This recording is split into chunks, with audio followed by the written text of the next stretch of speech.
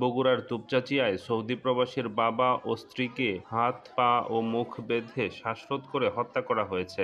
প্রাথমিক তদন্তে গৃহবধূকে হত্যার আগে ধর্ষণ করার আলামত পাওয়া গেছে। তবে ডাক্তারি রিপোর্টের পর বিষয়টি নিশ্চিত হওয়া যাবে। বুধবার সকালে মালিহার কান্নার আওয়াজে প্রতিবেশীরা ছুটে এসে তাদের মরদেহ দেখতে পেয়ে পুলিশে খবর দেয়। এর আগে মঙ্গলবার দিবাগত রাতে উপজেলার জিয়ানগর ইউনিয়নের লক্ষ্মীমণ্ডল পূর্বপাড়া গ্রামে এ ঘটনা ঘটে। নিহতরা হলেন আফতাব হোসেন ও তার পুত্রবধূ রিভা আক্তার।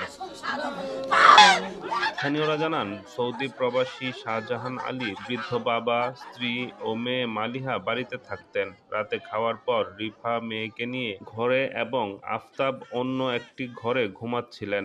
এ সময় দুর্বৃত্তরা বাড়িতে ঢুকে দুজনকেই হাত, পা ও মুখ বেঁধে শ্বাসরোধ করে হত্যা করে।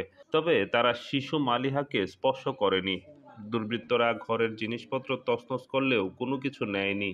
হয়তোবা দস্যুতার কোনো ঘটনা এরকম ঘটে থাকতে পারে বলে মনে হচ্ছে, যতটুকু আমাদের কাছে ইনফরমেশন, কিন্তু আমরা একেবারে শিওর না ব্যাপারগুলো নিয়ে।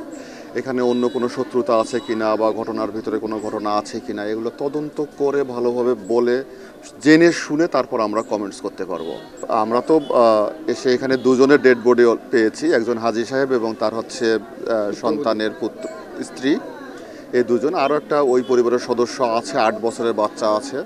আমরা বাচ্চাটার সাথেও এখনও ভালোভাবে কথা বলতে পারিনি। এই দুজনকেই আমরা নিহত হিসেবে দেখতে পেয়েছি।